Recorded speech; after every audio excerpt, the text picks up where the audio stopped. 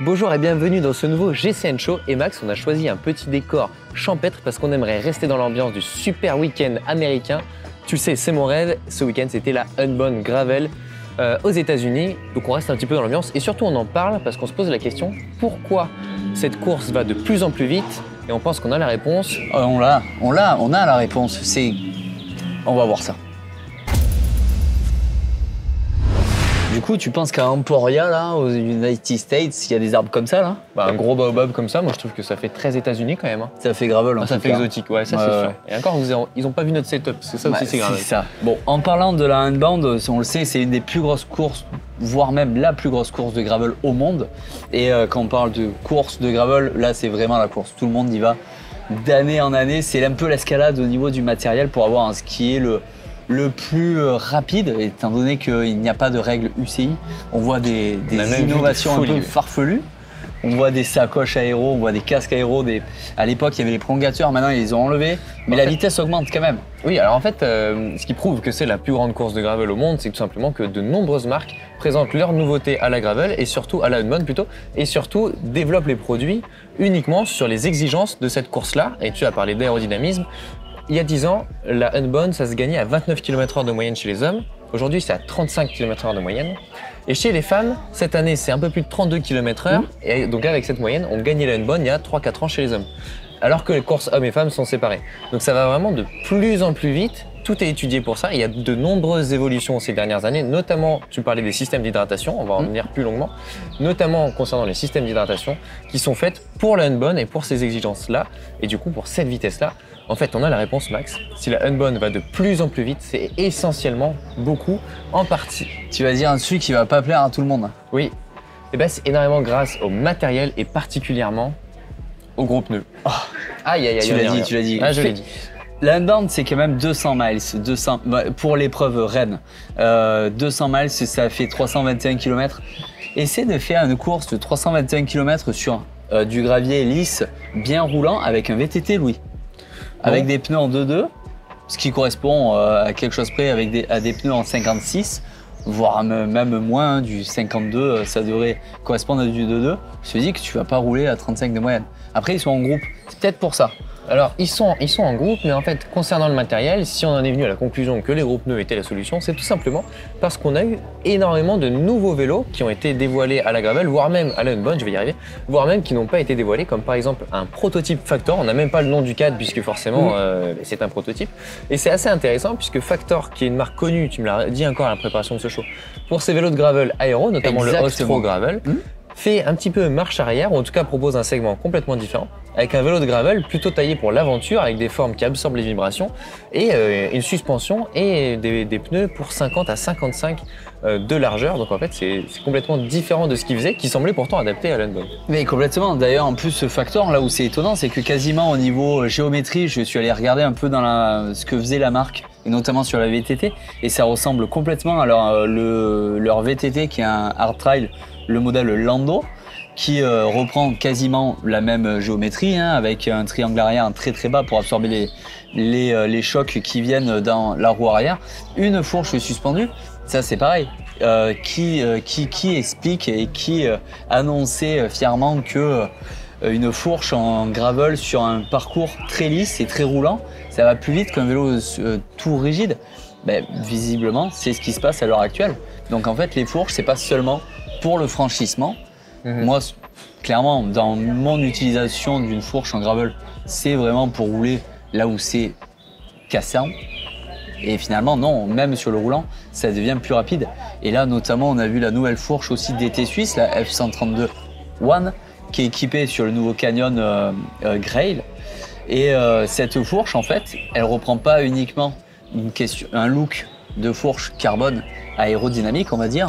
Ça a peut-être même une fonction de vitesse, qu'elle soit justement inclinée et qu'elle ressemble à une fourche carbone classique, quoi. C'est pas que du look, quoi, finalement. Non, alors cela dit, il faut nuancer un petit peu nos propos parce que les vainqueurs des épreuves n'avaient pas de suspension et n'avaient pas de pneus qui vont aux limites du cadre, c'est plutôt une tendance qu'on voit. On a vu également la marque Number 22 qui a proposé des vélos imprimés en titane entièrement imprimé en titane, notamment aussi un vélo, mais plutôt de route aéro. On a vu Ventoum qui propose un nouveau vélo de gravel cette fois-ci, avec un poste de pilotage revu pour l'aérodynamisme. On a vu énormément de douilles de direction qui s'affinent pour l'aérodynamisme. Et finalement, forcément, ça va de plus en plus vite. Et cet aérodynamisme participe à l'accélération de la moyenne de la course. Il faut noter, tu l'as dit, que c'est 300 et quelques kilomètres. Et donc, on sait, il y a des études qui ont été faites, que l'énergie que l'on dépense, et ça tu le sais mieux que personne, pour absorber les vibrations, en fait c'est colossal à la fin d'une journée.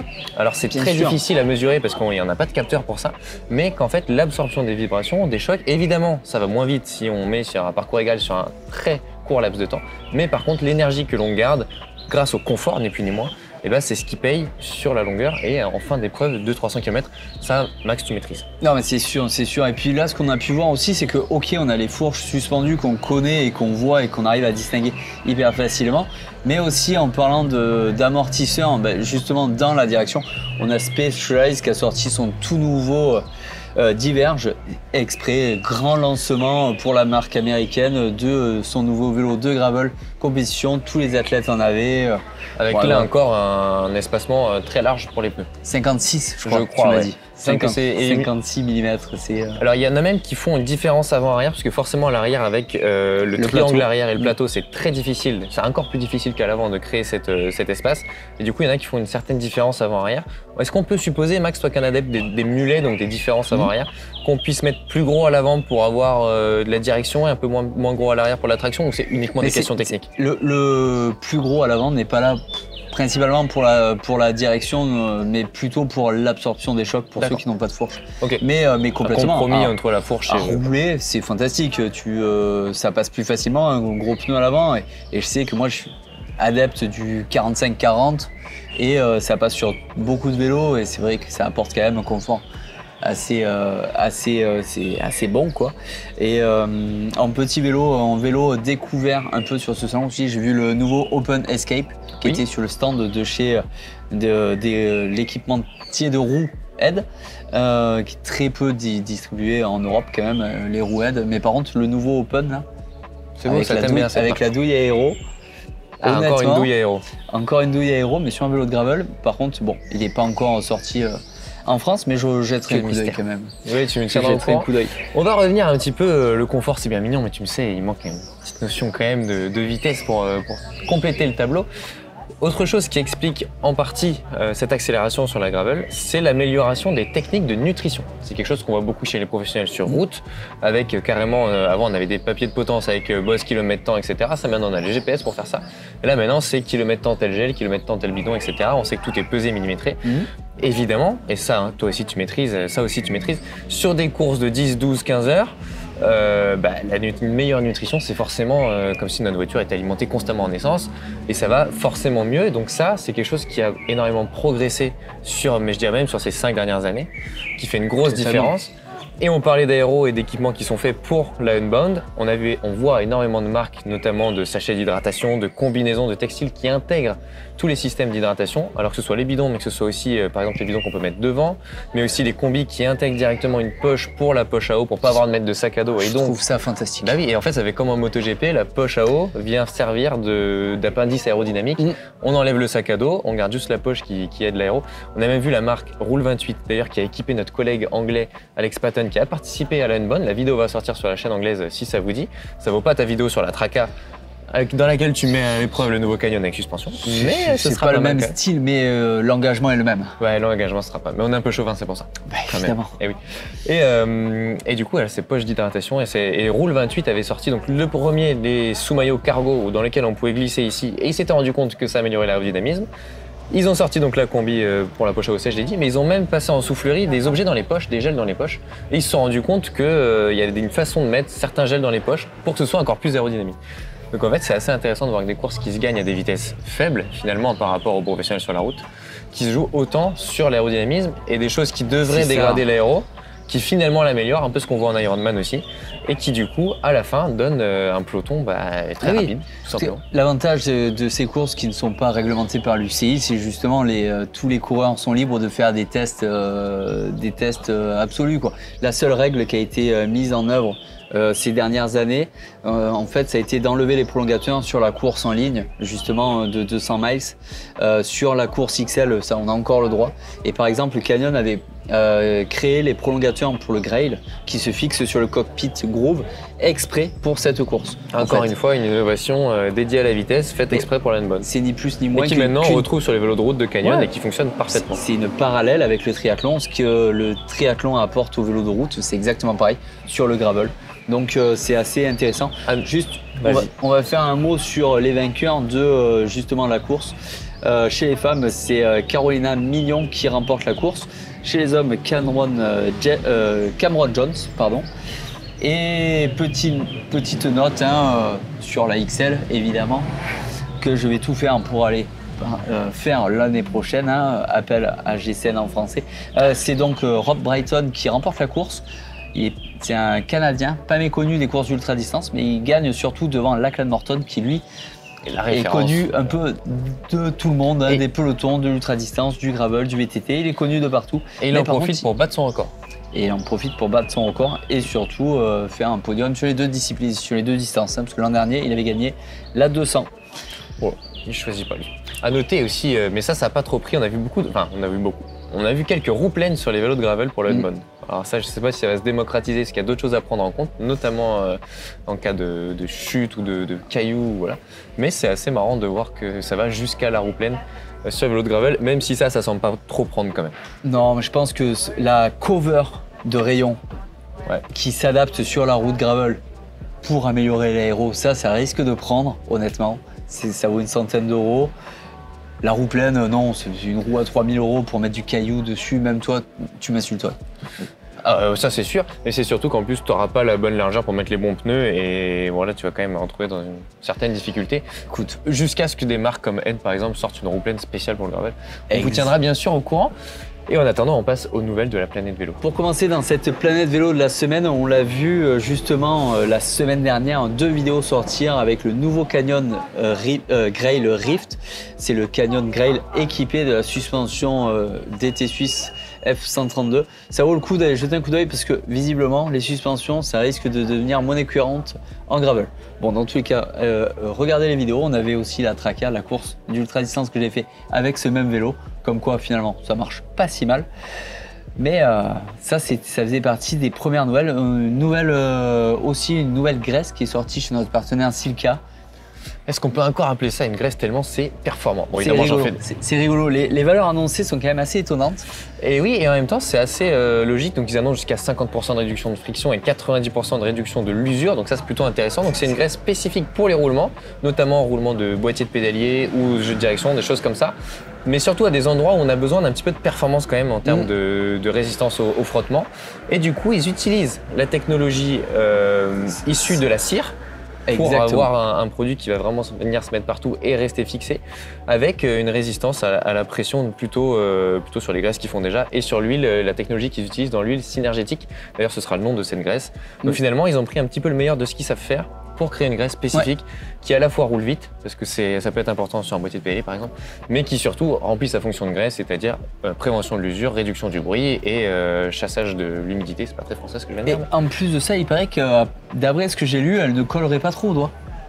Ça à l'atelier, ça peut être... Ce qui pour une graisse peut être vraiment pas mal. Bon, il me semble, Louis, qu'il y a eu une petite course italienne qui s'est terminée en beauté ce week-end. Et oui, le Giro d'Italia, bien sûr, on l'avait dit avant la course que le dernier week-end allait être absolument somptueux et que le Colle delle Finestre qui a eu lieu samedi allait forcément être impitoyable. Et ça l'a été, quelle belle histoire a été écrite. Mais avant ça, on va revoir les vainqueurs d'étape de la semaine. Donc on a vu le doublé de la XDS Astana en chasse pour les points UCI. On pensait que peut-être les grands tours allaient mettre un coup d'arrêt et finalement il n'en est rien, bien au contraire, puisqu'il remporte donc l'étape. Il remporte également le maillot à poids et tout ça c'est des points. Ils sont d'ailleurs désormais 17e au classement UCI et donc ils ont réussi leur pari au jour auquel on est, la saison n'est pas finie, mais à l'heure à laquelle on se parle, ils sont bien dans les 18 premiers et donc titulaires virtuellement de leur licence World Tour, ce qu'on pensait absolument impossible est en train de se réaliser, surtout qu'on est seulement en mai, donc à voir comment ils font le Tour de France et la Vuelta bien sûr. Ensuite on a vu Del Toro crucifier Romain Bardet et ça déjà que j'étais pas fan de ce coureur, mais alors là c'est terminé, ok. Romain Bardet va terminer crucifié parce qu'il vient le sauter dans les dernières encablures. et prive Romain de la trilogie des victoires d'étape. Et ça, c'est cruel. 4e, 2e place en 4 Giro pour Romain Bardet qui a fait son dernier grand tour. On l'a vu vaillant, évidemment. Il a fini en beauté, mais j'en veux énormément à Del Toro. Ouais. Rassure-toi, il y a le karma qui est là pour te venger. J'osais pas le dire, mais effectivement, on a vu également la magnifique, la somptueuse, bon, je vais m'arrêter là. Mais la très belle victoire, en tout cas, de Nico Prodhomme, le coureur de la Décathlon H2A, la mondiale. Très belle victoire d'étape, seule victoire d'étape française de ce fait. Qui fait du bien. Qui fait du bien, et surtout avec la manière, il arrive en solo, c'était absolument splendide. Et ça, c'était la veille de l'étape de l'École des Finistrés, étape remportée par Chris Harper, qui a été très fort, mais surtout avec des portions de gravel. Ah non, c'est pas ça que tu voulais dire. Eh ben non, mais pourtant... mais des magnifiques portions de gravel. Et par contre, une étape d'un Simon Yates incroyable. En fait, je sais pas, quel est le plus notable de cette course? Est-ce que c'est Simon Yates qui met 6 minutes à Isaac Del Toro, ou est-ce que c'est Isaac Del Toro qui perd 6 minutes grâce à Carapaz? En fait, je ne sais pas, je connais pas ton avis sur la question, mais c'est quand même assez... La question se pose. Sans y être, c'est assez difficile. Le Giro a été très exigeant, notamment en raison des conditions météo et de la typologie du Giro qui est toujours très exigeant. Et les coureurs sont arrivés très fatigués. On a vu un Del Toro en difficulté, puis finalement venir remporter son étape et reprendre du temps. Derrière, on a cru qu'il allait tenir la baraque. Finalement, non. On a vu Carapace remuant. On s'est dit que c'est lui qui allait tout renverser. Et d'ailleurs, il attaquait les Colle del Finestre en faisant rouler son équipe à fond, en attaquant dès le pied. Sauf qu'en fait, Del Toro a répondu, ils ont joué un peu à toi ou moi. Yates, alors j'allais dire, est rentré au train, il faut savoir qu'il a mis à peu près 430 watts sur 5 minutes pour rentrer, donc c'est un bon train. Ouais, c'est un bon train. Ouais, c'est un Yates à grande vitesse. Et là, en fait, il en demandait pas tant, puisque les deux Sud-Américains se sont regardés, il les a contrés. Et derrière, ça n'a pas vraiment réagi tout de suite. Simon Yates était très fort, sinon il n'aurait jamais repris autant de temps. Oui. Et il se trouve que la Visma Lease the Bike a fait un coup de tactique. Ils avaient une tactique incroyable. Il y avait Wout van Aert qui l'a tiré dans la plaine. Quel équipier d'ailleurs. Mais Wout van Aert est un coureur exceptionnel que j'aime beaucoup. À savoir qu'il a battu pendant ce Giro énormément de ses records en tout temps de puissance, notamment sur 10 minutes, mais aussi sur 1 heure. Donc là, on parle des 430 watts, mais sur 1 heure. Donc il est en forme. À peu près. Donc c'est un Wout van Aert splendide, en forme, qui un petit peu plus raisonné qu'à la Vuelta, qui lui a coûté cher l'an passé, et qui surtout s'est mis à plat ventre pour Simon Yates, dans la vallée, là où il en avait le plus besoin. Ça valait le coup. C'était génial, c'était absolument génial. C'est du tableau noir, c'est ce qu'il faut. En fait, on a eu un tableau noir de ce qu'il faut faire avec la Visma Lease the Bike et de ce qu'il ne faut pas faire avec à la fois Carapace, qui a lui aussi tout perdu, et en tout cas pas gagné plus que ce qu'il avait, et Del Toro. Et donc c'est une étape mémorable, en fait, ce Colle del Finestre est toujours mémorable. À noter pour l'histoire, la belle histoire, que Simon Yates, après 13 jours en rose en 2018, avait perdu le Giro à la veille de l'arrivée dans le Colle del Finestre. Alors il avait pris 42 minutes en 1 heure d'ascension. 42 minutes sur l'étape, mais essentiellement sur cette ascension qui dure à peu près 1 heure. Il était malade. En tout cas, il avait perdu gros ce jour-là, et c'est dans cette étape-là qu'il va renverser le Giro pour cette fois-ci le gagner. Donc c'est une histoire magnifique, une étape magnifique, et un Del Toro malheureusement peut-être un peu immature, en tout cas qui craque le dernier jour, mais il faut quand même reconnaître. Après, immature, oui et non, hein, il a quand même une équipe, des oreillettes qu'on s'en plaint toute l'année, ça sert à ça. Hein. Ah bah là, le DS aurait clairement dû lui dire très rapidement il faut rouler, parce qu'il avait 1 minute 20 sur Yates. C'est ça, même s'il ramenait Carapaz, au moins il gagnait le Giro, quoi. Bah en tout cas, il fallait essayer. Là, on a l'impression qu'il n'a pas essayé de gagner le Giro. Et même si sur cette étape-là, on peut penser qu'il y a un manqué, il ne faut pas lui enlever ces 15 jours en rose où il a été... il y a eu quelques erreurs forcément en 15 jours, mais où il a quand même été brillant pendant ces 15 jours à seulement 21 ans. C'est le plus jeune podiumé du Giro depuis, il me semble, 50 ou 60 ans, j'ai plus la stat exacte, mais voilà, il faut quand même noter que c'est un très grand en devenir, si ce n'est déjà un très grand. Grosse déception, Juan Ayuso, qui une fois de plus craque, ça c'était annoncé, je vous invite à revoir le show avant le Giro, c'était annoncé, mais qui comme d'habitude rentre à la maison au lieu d'aider les copains, et clairement c'est un coureur qui a manqué à Del Toro sur l'étape du Colle del Finestre. On a vu un Machka, un McNulty excellent, mais il manquait clairement Ayuso. S'il avait été là dans le Finestre pour rouler, aurait peut-être été le leader de l'équipe, non? Non, parce qu'il avait déjà perdu du temps. Donc une fois qu'il avait perdu un quart d'heure, il aurait pu rester 4 jours de plus pour aider son collègue à gagner le Giro, ce qu'il n'a jamais fait. Il l'a pas fait au Tour l'an passé, il l'a pas fait là. Je trouve ça décevant. Maintenant, je suis pas son employeur, donc il faut bien ce qu'il veut. Et il paraîtrait qu'un petit Adam Yates Ah oui, c'est a cocasse. fait une Oh, c'est petite cocasse. entorse à l'équipe, Et qui a alors, célébré un peu une petite victoire de son frère et qui oui. s'est baladé avec des lunettes pas de la bonne couleur. eh ben, le Sur même la jour, dernière étape. C'est toi qui me l'as dit. Et oui, et le même jour, il s'est réjoui de la victoire de son frère jumeau, tout en regrettant la perte de son leader, enfin du maillot rose pour son leader. Et sur l'étape à Rome, il a gardé les lunettes roses, qui étaient évidemment un clin d'œil au maillot rose porté par son leader. Il les a gardées cette fois-ci en clin d'œil à son frère. Évidemment, hein, ils sont jumeaux et il doit se réjouir de sa victoire, mais c'était assez cocasse de voir que du coup, ils sont dans les deux équipes concurrentes et que il aurait été content dans les deux cas en fait. Et, Vraiment content. concurrente en plus. Ah bah là, vraiment Il a concurrente. peut-être pris et, un petit. Non, c'est normal, ils sont jumeaux. Hein, Petite claque derrière la tête. Ils sont jumeaux, la Je famille sais pas passera trop. avant les collègues. Mais... À noter le classement par points de Pedersen qui aura porté le maillot du premier au dernier jour et en mettant 200 points à tout le monde. Donc ça c'était net. Voilà. On finit sur une bonne note ce Giro, plus que les premières semaines avec la météo qui était quand même, Ouais, des chutes, des qui trucs. était quand même vraiment pas terrible. Non, c'était bien. Les chutes, le Giro finalement a été mieux que les années précédentes parce que finalement.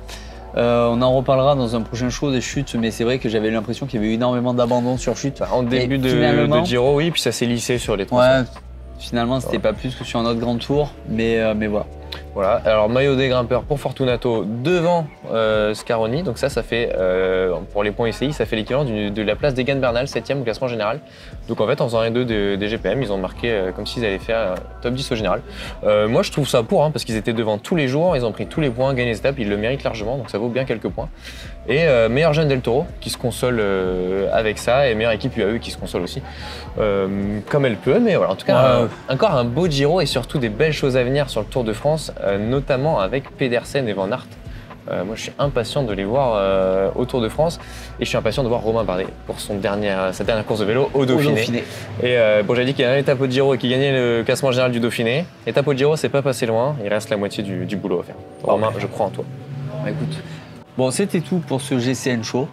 On se retrouve mardi prochain pour le prochain et on vous dit à très vite. Allez, ciao, ciao.